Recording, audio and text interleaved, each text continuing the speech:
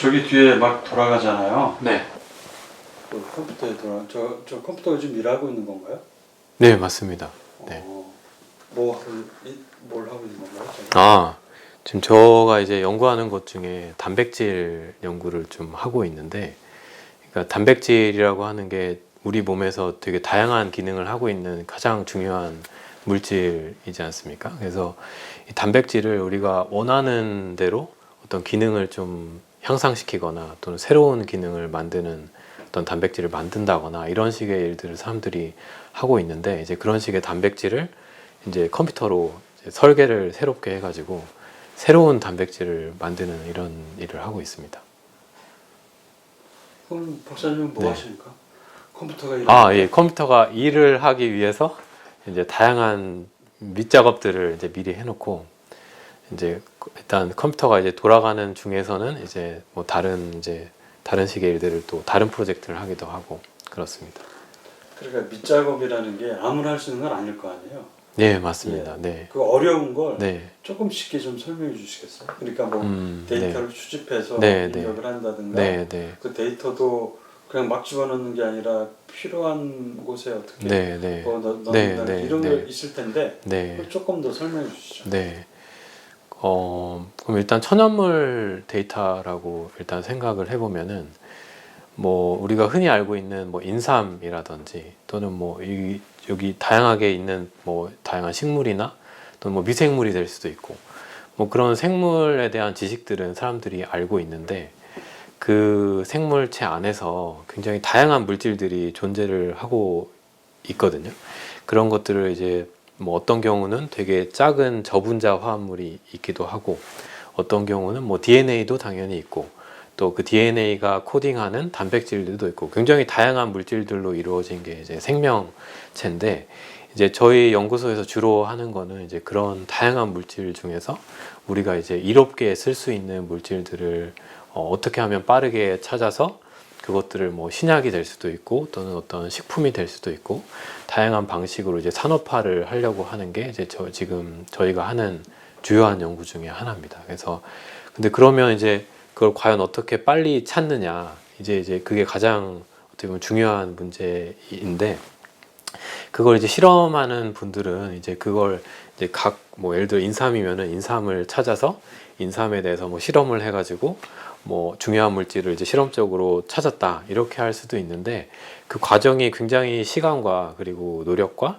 그리고 어떻게 보면 연구비도 많이 소요가 되는 과정입니다. 그래서 그런 것들을 이제 계산하는 사람들이 많이 도와줄 수가 있는데, 어떻게 하냐면은 어떤 지금 이미 알려져 있는 예를 들어 인삼에 있는 뭐 다양한 유용 성분들 정보를 이미 사람들이 다 알고 있고, 그런 것들에 대해서 이미 데이터베이스처럼 만들어 놨습니다. 그래서 그런 이제 다양한 데이터베이스로부터 또는 기존에 이제 연구됐던 문헌들로부터 뭐 어떤 물질들이 이 천연물에서 되게 중요한 역할을 한다, 뭐 이런 것들을 이제 컴퓨터를 통해서 자동화해 가지고 굉장히 다양한 정보들을 이제 굉장히 큰 스케일로 이제 수집을 할 수가 있습니다. 그건 이제 컴퓨터에 있는 정보가 되겠고, 그럼 그 정보들로부터 이제 뭘 할 수 있냐면은, 이 어떤 인삼에 예를 들어 어떤 물질이 발견이 되었다 하면은 그 물질이 실제로 우리 생체 내에 들어갔을 때 어떤 식의 기능을 할지, 이런 것들을 이제 어떤 인공지능 방법이나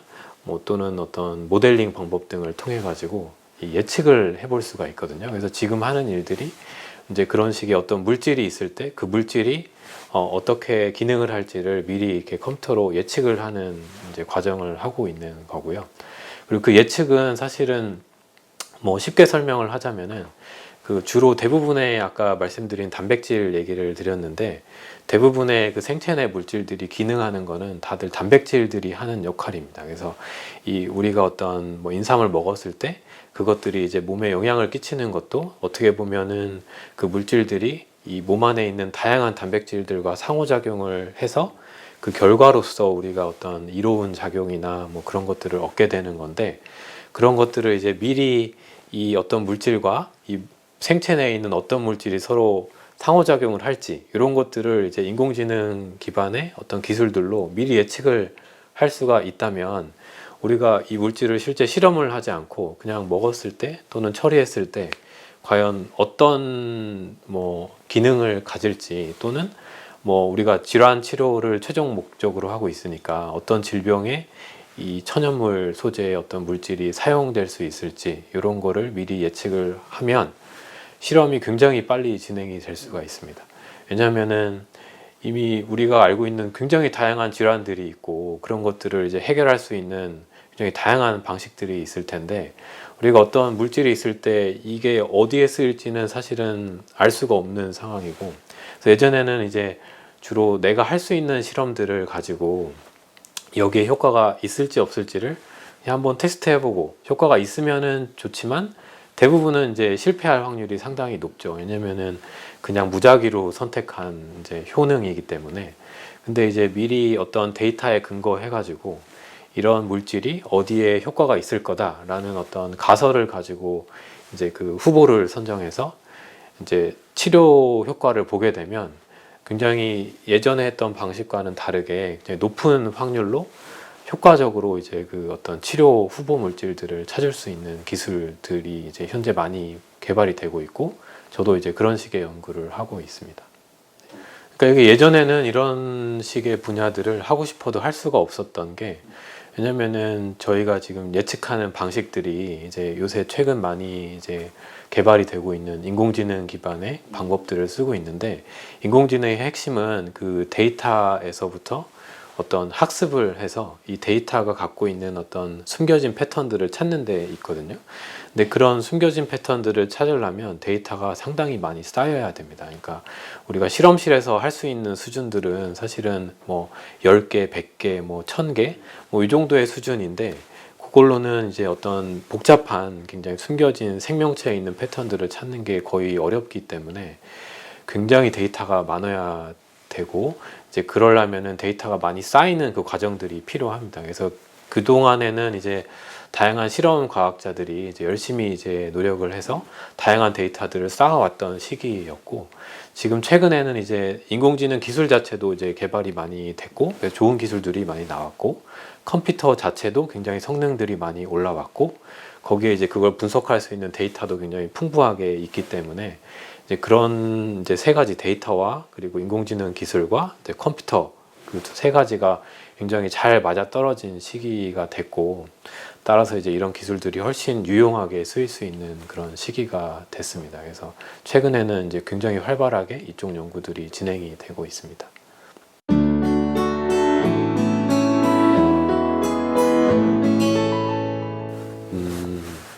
네, 되게 재밌는 질문인데, 저도 그런 질문을 최근 저한테 많이 합니다. 그러니까 과연 10년 후에는 어떨까? 왜냐면 지금 제가 전공자임에도 불구하고 제 분야가 이제 발전하고 있는 속도가 굉장히 빠르기 때문에 그걸 이제 따라잡는 것도 굉장히 어렵고, 그리고 최근에는 또 새로운 트렌드가 이제, 예전엔 연구를 이제 학교나 또는 연구소에서 많이 주도를 했는데, 요새는 이제 이런 데이터나 인공지능 같은 분야는 굉장히 산업적으로도 가치가 있고 또 파급력이 높은 분야이기 때문에 회사에서도 굉장히 많이 연구를 하고 있습니다. 그래서 최근에 그 뭐 구글 같은 데서 하고 있는 뭐 알파고나, 또는 최근에 이제 그 노벨상 수상을 했던 그 구조 예측하는 알파폴드 같은 것들도 대부분 회사에서 주도를 많이 했던 연구기도 해서, 그래서 훨씬 그 변하는 속도가 이제 그 빠른 것 같고 파급력이 훨씬 큰 것 같습니다. 바로 산업적으로 연결이 되기 때문에. 그래서 10년 후에는 제가 볼 때는 이런 이제 상업적으로도 또 연구적으로도 굉장히 발전이 더 빨라질 것 같고, 그래서 이제 제가 예상하기로는 지금은 이제 어떤 전문가가 그 계산 과학을 또는 인공지능을 이제 전공한 전문가가 어떤 그 실험을 할 수 있는 어떤 툴들을 그냥 개발을 했다면, 그런 것들이 이제 훨씬 쓰기 쉬운 형태가 돼서 이제 상용화가 되고, 또 그 사용자가 쓰기 굉장히 편한 형태의 어떤 프로그램이나 또는 웹에서 쓸 수 있는 형태가 돼서 이제 그런 것들을 누구나 이제 활용하고 어디서나 쉽게 쓸 수 있는 형태가 될 것 같고요. 그래서 굳이 어떤 실험하는 사람들이 뭐 이런 실험할 때 어떤 가설을 만드는 게 되게 중요한데, 그런 가설들을 이제 지금까지는 이제 어떤 계산하는 과학자들과 서로 협업을 하기도 하고, 또는 다양한 문헌 서치를 통해 가지고 뭐 굉장히 많은 시간을 들여서 이제 나름의 가설을 세워서 실험을 하기도 하는데, 그런 것들이 이제 굉장히 빨리빨리 쓸 수 있는 어떤 인공지능 기반의 서비스들이나 또는 뭐 그런 실험할 수 있는 다양한 이제 재료들을 이제 얻을 수 있는 시기가 아마 10년 후에는 될 것 같고, 그래서 이제 쉽게 인공지능 기술들을 이제 빨리 도입을 해서 이제 뭔가 다양한 실험들이나 뭐 어떤 연구들을 할 수 있는 시기가 올 것 같습니다. 네.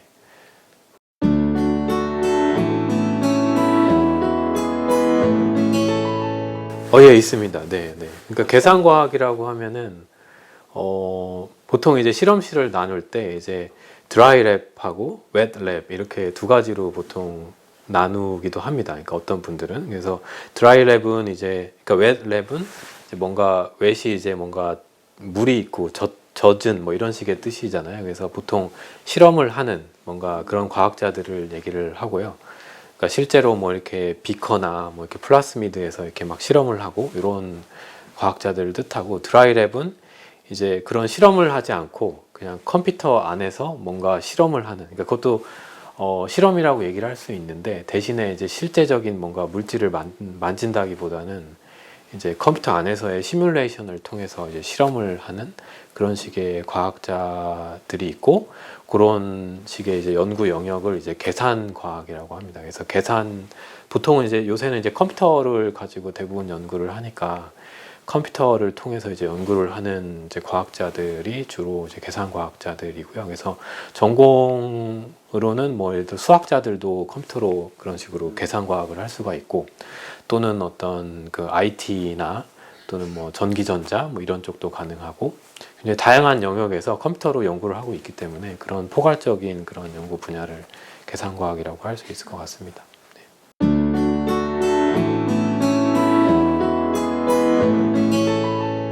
그러니까 어떻게 보면 그게 가상세포라고 할 수 있는데, 그 비슷한 개념들은 현재도 많이 연구가 되고 있습니다. 그래서 어떻게 보면은 우리가 이제 실험할 수 없거나 또는 이렇게 실험으로 보기 어려운 현상들이 상당히 많이 있는데, 그런 것들을 보기 위해서 이제 그런 식의 노력들을 하고 있고요.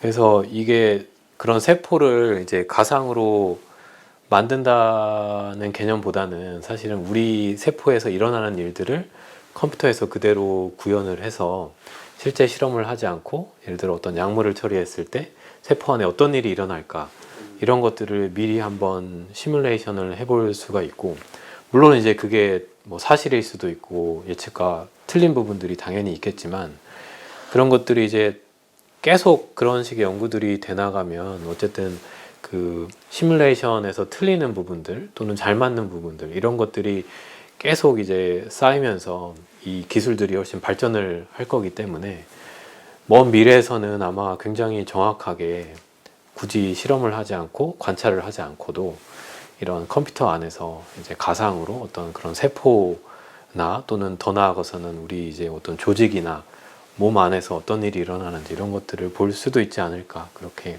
예상은 합니다. 네.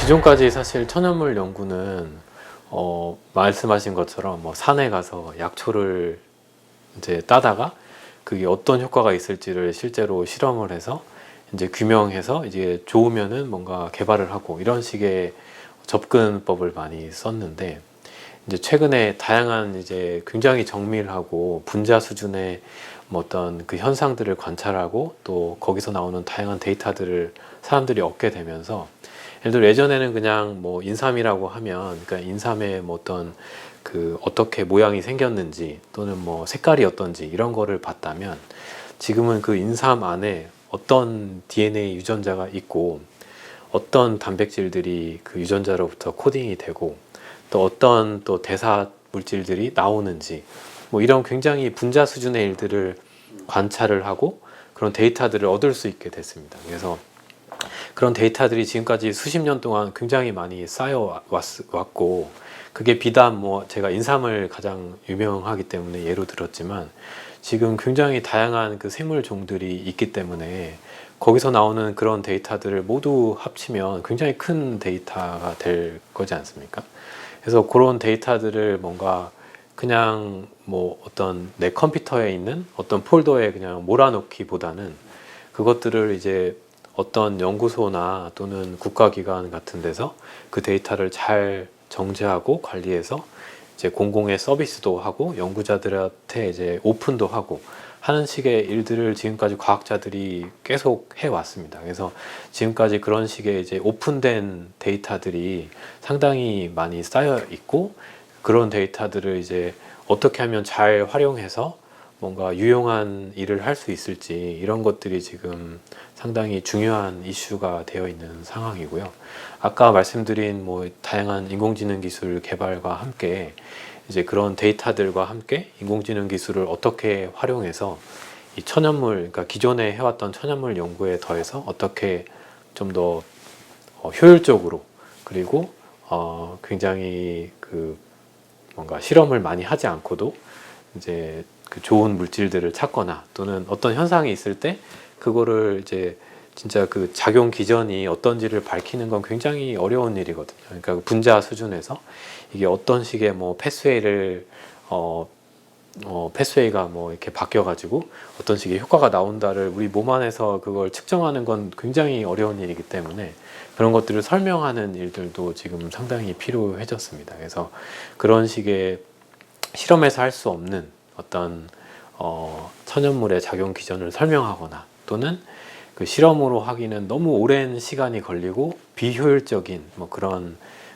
좋은 소재를 찾는다거나 또는 이 소재를 어떤 질환에 적용할지를 미리 예측을 해서 좀 더 효율적으로 그 약물을 개발한다거나 뭐 이런 식의 좀 더 그 실험 과학자들과의 협업을 통해서 이 천연물 연구들이 좀 더 활발히 진행될 수 있도록 하는 어떤 윤활제 역할 같은 거를 할 수 있는 그런 분야라고 생각을 하고 있습니다.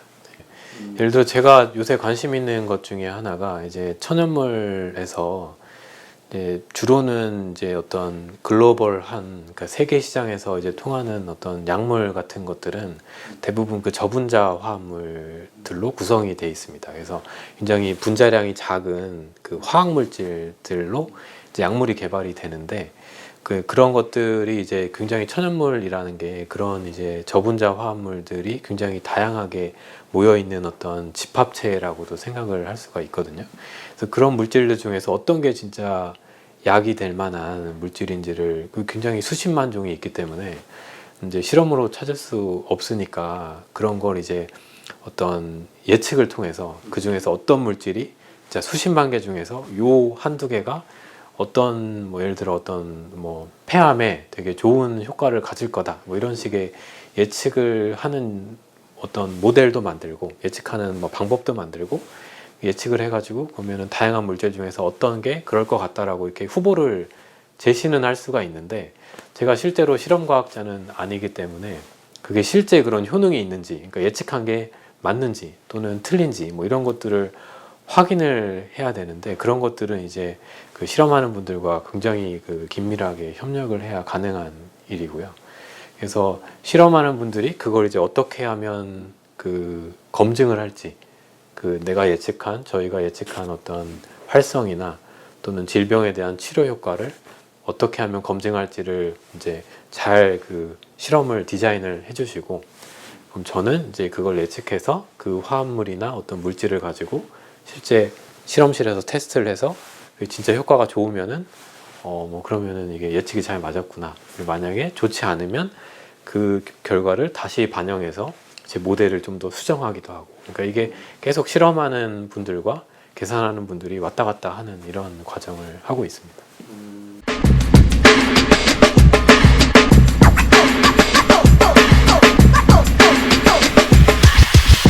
그러니까 사실 계산해서 나오는 건 이제 믿을 수는 없죠. 왜냐면은 이미 검증된 결과가 아니기 때문에. 근데 하지만 이제 여러 기술들에서 이제 그 계산 결과가 얼마나 컴퓨터가 판단할 때 이 계산 결과는 신뢰할 만한지 또는 그냥 이게 계산 결과를 내긴 했지만 이게 그래도 컴퓨터가 볼 때 좀 아직은 잘 모르겠다 뭐 이런 식의 그 수치들이 있습니다. 그래서 그런 수치 값들을 보면 이게 이제 신뢰도가 높은 이제 예측 값들은 이건 컴퓨터가 봤을 때도 이제 기존의 데이터를 가지고 판단했을 때 이건 그 높은 신뢰도가 있는 예측 값이야 라고 이제 값을 주기도 하고, 그렇지 않은 경우도 있고, 그래서 계산 기술에서 이제 최대한 그런 다양한 지표들을 이제 다양하게 만들어서 보는 과정들도 거치긴 하는데, 근데 말씀하셨듯이 어쨌든 검증은 무조건 돼야 되는 거고, 그래서 이제 실험으로 그 검증을 하긴 해야 됩니다. 네.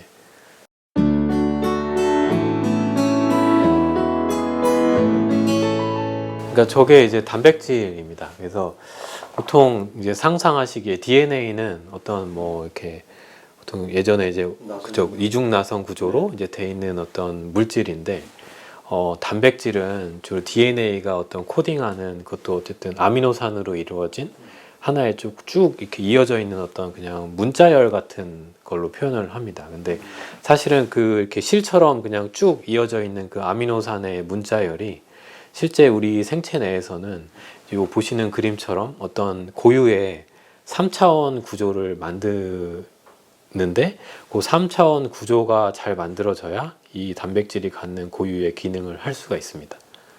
그래서 우리가 예를 들어 뭐 계란을 끓이면 계란을 삶으면 계란이 이렇게 하얗게 변하는데, 그건 이제 그 계란 안에 있는 다양한 단백질들이 이제 원래는 어떤 3차 구조를 이루고 있다가 이렇게 열을 받으면서 이게 이렇게 변성이 돼서 이 단백질의 고유한 3차 구조가 이제 흐트러지면서 일어나는 일이기도 하거든요.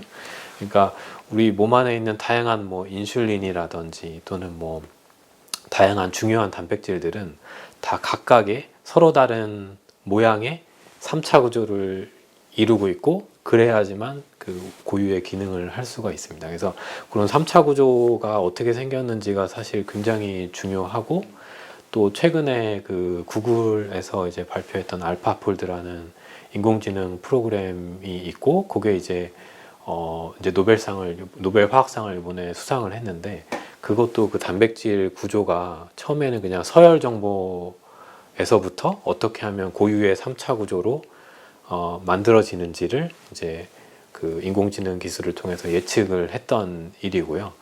그래서 그게 이제 모든 과학자들이 다 중요한 일이다라는 걸 인지하고 있기 때문에 아마 이번에 노벨상을 수상했을 거라고 생각을 합니다. 그래서 지금 뒤에 제가 띄어 있는 화면도 그 다양한 단백질들 중에서 이제 어떤 특정한 단백질이 이제 요 보시는 것 같은 어떤 3차 구조를 이루고 있는 거를 이제 실제 어떤 프로그램으로 이제 띄어서 보고 있는 겁니다.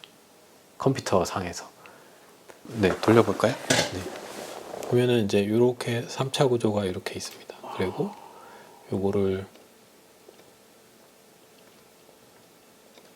뭐 다양한 형태로 이제 표현을 할 수가 있는데, 뭐 이렇게 뭐 이런 형태로도 볼 수 있고, 그러니까 이게 어떻게 보면 이제 3차 구조를 이제 보기 위해서는 이제 그 왜냐면 이런 단백질들이 굉장히 사이즈가 작기 때문에 우리 눈으로는 볼 수가 없죠. 그래가지고 굉장히 좋은 어떤 특정한 현미경을 이용하면 볼 수도 있는데, 그것도 아직은 이런 작은 단백질에서는 볼 수가 없습니다. 그래서 이런 단백질이 실제 어떻게 생겼는지를 알아야, 왜냐하면 단백질이 주로 기능을 하는 물질이기 때문에 우리가 약품을 개발하는 것들도 대부분 이 단백질을 가지고 우리가 질병이란 게 굉장히 쉽게 얘기하자면은 어떤 정상적인 기능을 하는 단백질이 있는데, 이 단백질이 뭔가 돌연변이가 생겨가지고 원래는 이런 기능을 해야 되는데 다른 기능을 하거나, 또는 원래의 기능이 망가지거나, 이런 일들이 생기는 걸 이제 질병이라고 하면, 그때 그 단백질과 어떻게 이 단백질을 잘 원래 기능이 이제 원래 없었던 기능이 새로 생겼다 이러면은 여기에 이제 이 단백질의 기능을 조절할 수 있는 어떤 분자를 우리가 설계할 수 있으면, 그걸 우리가 이제 뭐 약으로 먹거나 또는 이렇게 주사로 맞으면 그 물질이 그 고장난 단백질과 상호작용을 해서 뭐 질병이 좀 치료가 된다거나 뭐 이런 식의 것들을 사람들이 다 기대를 하고 있거든요. 그래서 그런 이제 어떤 이 단백질과의 상호작용을 보려면 이걸 실험으로 보기는 너무 작으니까 이걸 이제 컴퓨터를 통해서 가상으로 이 단백질이 어떻게 생겼는지를 볼 수가 있고, 그럼 우리가 이제 처리하는 물질들이나 어떤 그 신약 후보 물질들이 이 단백질과 어떻게 결합하는지도 이런 컴퓨터상에서 이제 그 실제 구조를 보면서 볼 수가 있는 겁니다. 그래서 실제 이 단백질의 구조는 아마 수 나노미터 정도의 사이즈고요. 나노미터는 그 10의 9승분의 1의 그 미터 단위거든요. 그러니까 굉장히 작은 단위이기 때문에 눈으로는 볼 수 없고 현미경으로도 보기는 굉장히 어렵고, 그래서 이제 주로 이런 계산 연구에서 많이 어떤 모델링을 통해서 이제 컴퓨터를 통해서 보고 있는 겁니다.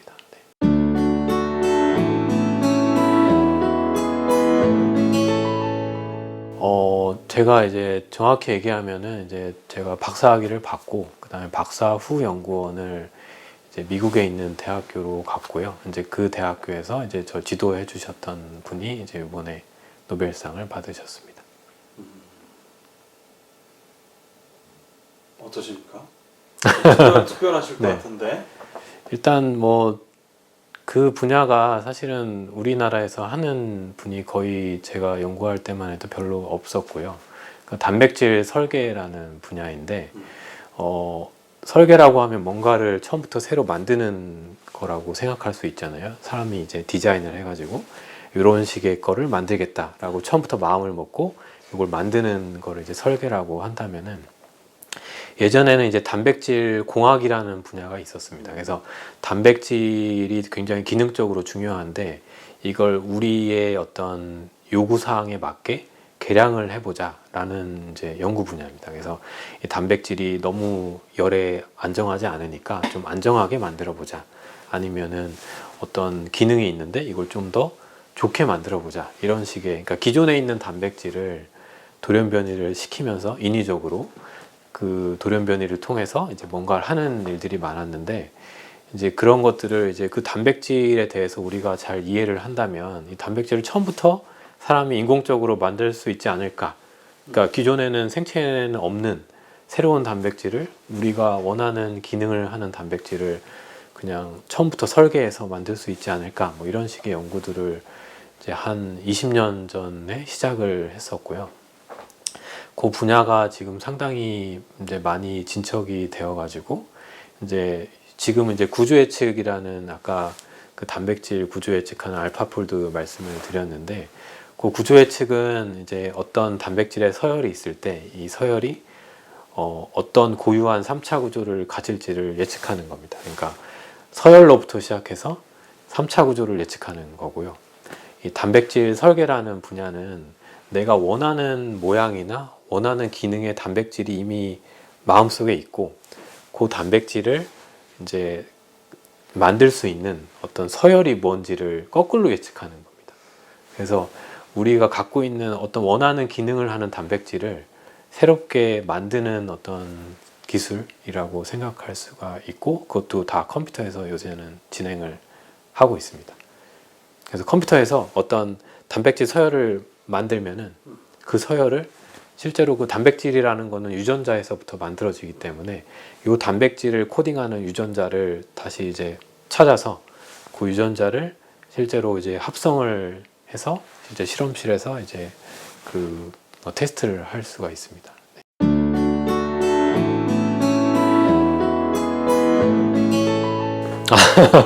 아니요, 독보적이라기보다는 아직 그 세계적으로도 이게 많이 개발이 돼야 될 기술이고 아직 초창기 기술이라고도 할 수 있어가지고요.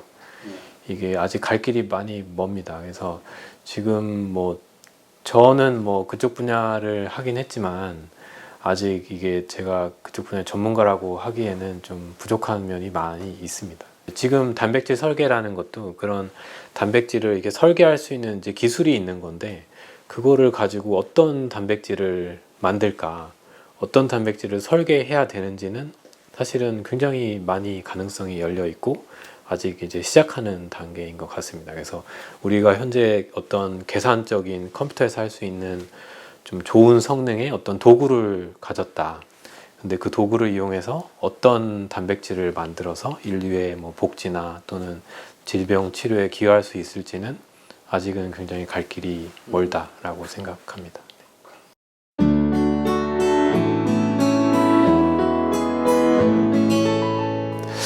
이 단백질 설계 분야에서 이제 이것도 사실은 단백질 설계도 계산으로 시작을 하는 분야이고, 어쨌든 컴퓨터 상에서 뭔가 내가 원하는 단백질을 설계를 했다고 하더라도 실제 그 단백질이 그럼 작용을 할지, 내가 원하는 형태로 만들어질지는 실험을 하지 않으면 모릅니다. 그래서 당연히 검증을 해야 되는데, 그래서 주로 검증하는 방식이 그 단백질의 3차 구조를 실험적으로 규명하는 또 어떤 기술들이 있습니다. 근데 그런 기술들이 사실은 이게 성공을 할지 말지 이게 뭐 장담이 된 기술들이 아니고, 어떤 경우에는 이게 어떤 우리가 단백질 결정학이라고도 하는데, 이 단백질을 굉장히 고농도로 이렇게 그 어떤 특정한 고농도로 이걸 분리를 해서 이게 특정한 조건에 따르면 이 단백질이 어떤 우리 이제 소금 결정처럼 결정을 만들게 되고, 그 결정을 분석하면 이 3차 구조가 어떻게 생겼는지를 거꾸로 분석할 수 있는 기술들이 있습니다. 근데 그런 엑스레이 결정학 기술이 굉장히 이게 구조가 나올지 말지가 장담할 수 없는, 굉장히 약간 어떻게 생각하면 운에 맡길 수 있는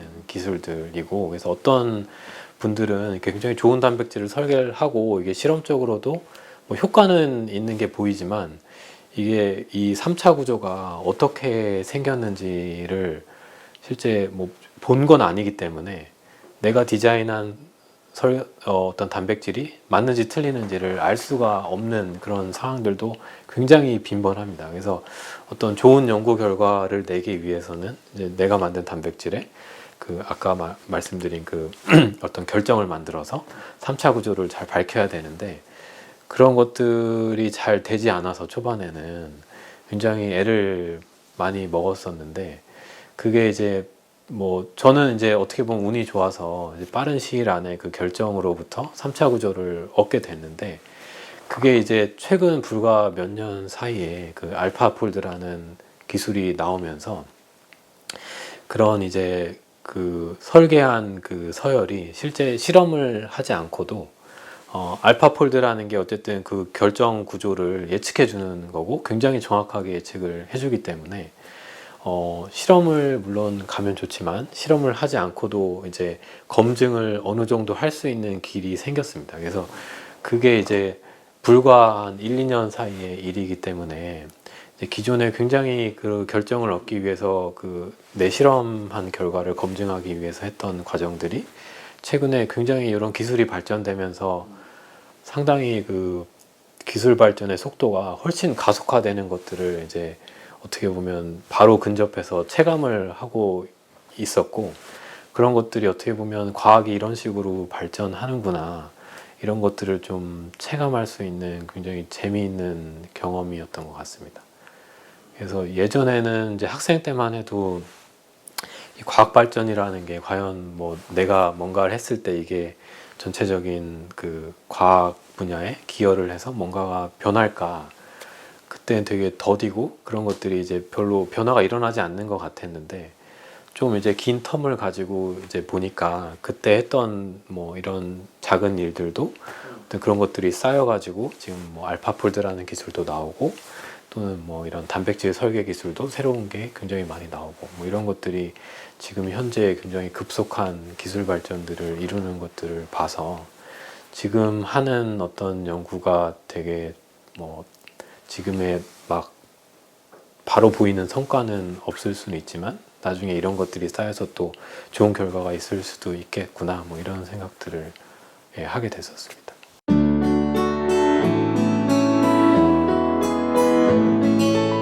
강원도는 사실은 저희는 산이 많고 또 바다도 인접해 있고, 그래서 어떻게 보면 천연물 연구에 굉장히 좋은 환경을 갖고 있다고 생각합니다. 그러니까 사실은 저희가 이제 천연물 연구를 뭐 한 20년 정도 이 연구소에서 해왔지만, 사실은 아직까지는 밝혀지지 않은 굉장히 무수한 좋은 소재들이 많이 있다고 생각을 하거든요. 근데 그런 것들을 어떻게 하면 잘 발굴해서 우리가 사용할 수 있을지, 이런 분야들이 어떻게 보면 강원도에서 잘 할 수 있는 분야라고 생각을 합니다. 그리고 아까 말씀하셨듯이 이제 그런 것들을 훨씬 효율적으로 하기 위해서는 이제 실험도 중요하지만 이런 데이터나 또는 뭐 이런 인공지능에 기반한 계산 쪽의 연구 인력들도 상당히 많이 중요하게 같이 협업을 해야 될 거라고 생각을 하고요. 그래서 이제 이런 요새 이제 다양한 기술들이 많이 개발이 되니까 이런 것들을 이제 같이 활용하고 익혀서 이 천연물 연구에 활용할 수 있는 어떤 계산과학자나 또는 이제 실험이나 계산을 같이 할 수 있는 또 융합형 인재들이 상당히 필요할 것 같습니다. 그래서 사실은 이제 계산만 하는 사람들이 이런 생물 연구를 하거나 또는 천연물 연구를 하는데 약간 서로 분야가 다르다 보니까 이걸 같이 하는데 좀 어려움이 있고, 따라서 이제 뭐 처음부터 이런 이제 생물학적인 질문을 갖고 그것들을 푸는 어떤 도구로서 컴퓨터나 뭐 이런 계산 분야를 이용할 수 있는 어떤 융합형 인재들이 있으면 그런 분들이 굉장히 강원도의 어떤 뭐 연구도 그렇고 이런 다양한 산업들로 이어질 수 있는 뭐 그런 연구 결과들을 많이 만들 수도 있을 것 같고, 또 앞으로는 이제 이런 산업체들이나 회사들에서도 그런 어떤 그 능력을 갖고 있는 그런 인재들이 훨씬 다양하게 활동을 할 수 있을 것 같습니다.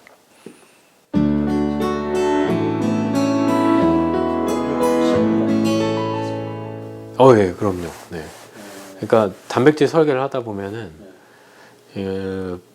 뭔가 단백질 설계라는 게 기존에 이제 없는 단백질을 새로 만들어 보는 거지 않습니까? 그러면은 컴퓨터로 굉장히 뭐 수십, 수천 개의 새로운 단백질을 가상으로 만들 수가 있고, 그럼 그런 거를 이런 이제 프로그램을 통해서 3차 구조를 막 이렇게 살펴보고 과연 이게 잘 만들어졌는지 이런 거를 한번 이렇게 다 체크를 해보거든요. 왜냐면 만든 사람이 제가 만들었으니까. 그러면 그게 이제 가장 좋은 방법은 그 만들어진 물질이 자연계에 있는 물질과 얼마나 그 품질이 비슷한가 또는 잘 이렇게 그 모양을 이루고 있는가, 이런 것들을 이제 비교하게 되는데, 제가 만든 물질과 그냥 자연계에 있는 물질을 비교해 보면 자연계에 있는 물질은 정말 어떻게 보면은 아름답게 그 상호작용들이 정말 퍼즐이 딱 맞듯이 굉장히 그 정교하게 설계가 되어 있는 것들을 볼 수가 있는데, 그에 반해서 컴퓨터로 설계한 것들은 좀 뭔가 좀 중간에 뭔가가 잘못되어 있는 것 같은 뭐 이런 식의 것들도 상당히 많이 있습니다. 그래서 실제로 이걸 만들어 보니까, 그러니까 예전에는 이제 그런 걸 몰랐습니다. 그러니까 그냥 단백질은 그냥 이렇게 생겼구나 하고 그냥 말았는데, 이걸 이제 처음부터 만들어 보니까 이게 이렇게 만드는 게 정말 어려운 거구나. 그러니까 게다가 몸 안에는 또 굉장히 다양한 모양의 다양한 기능을 하는, 또 어떤 단백질은 막 수백 개의 수십 개의 단백질이 막 이렇게 서로 이렇게 상호작용을 해가지고 큰 막 단백질을 만드는 경우들도 있거든요. 그것도 어떻게 보면은 이렇게 퍼즐이 딱딱 맞게 잘 설계가 돼야 이제 그런 게 가능한 건데, 그걸 처음부터 만들려고 생각을 해보면 그게 얼마나 이제 아름답고 뭔가 굉장히 정교하게 디자인된 건지를 이제 알게 됐고, 이제 그런 걸 보면서 지금도 그냥 기존에 이제 다양한 실험 과학자들이 단백질 3차 구조를 밝혀가지고 이렇게 올려놓는 이제 웹페이지 같은 게 있거든요. 이제 거기 가서 보면은 굉장히 다양한 단백질들이 있는데, 그런 것들 하나하나 다 보면은 굉장히 참 자연이라는 게 오묘하게 이런 것들을 만들어서 기능을 적절하게 수행을 하고 있구나, 뭐 이런 생각을 하고 있습니다. 네. 수학들을 네. 한 말씀 좀 해주세요. 사실은 이 미래가 어떻게 변할지는 아무도 모르는 거긴 한데, 강원도나 또는 이런 천연물 분야에서 이제 할 수 있는 고유의 연구 방향은 지금 뭐 시대도 그렇듯이 어떤 그 인공지능이나 데이터 기반의 연구들로 갈 수밖에 없다고 생각을 하거든요. 예전과 같이 굉장히 실험 기반의 연구를 하다가는 사실 국제적인 어떤 흐름도 있고 경쟁에서 따라갈 수가 없기 때문에 어떻게 보면은 이제 본인이 이제 하고 있는 관심사나 또는 뭐 연구를 하고 있다면 또는 뭐 전공이 있을 텐데 이제 그런 것들에 꼭 국한할 필요는 없을 것 같고 이런 다양한 뭐 컴퓨터 기술들도 좋고 또는 어떤 강원도에서 뭐 이렇게 특이적으로 할 수 있는 뭐 다양한 연구들이나 주변의 또 연구 시설들에서 뭘 하고 있는지 이런 것들도 좀 관심을 가지고 그런 것들을 이제 종합적으로 이용할 수 있는 어떤 소양을 좀 기르면 좋지 않을까 뭐 그렇게 생각을 합니다. 그러니까 저는 사실은 전공을 계속 따라온 케이스긴 한데 이제 향후로는 뭐 다양한 사실 인공지능이나 이런 IT 기술들은 어떻게 보면은 기본적인 기술이 될 수 있을 것 같아요. 그래서 이런 것들을 실제로 만들지 않더라도 이제 적극적으로 내가 하는 일이나 또는 연구에 활용을 할 수 있게 되면 이게 훨씬 강력한 어떤 힘이 될 수 있기 때문에 네, 이런 것들에도 관심을 가지고 같이 이제 이런 분야를 할 수 있는 분들이 많이 나왔으면 좋을 것 같습니다.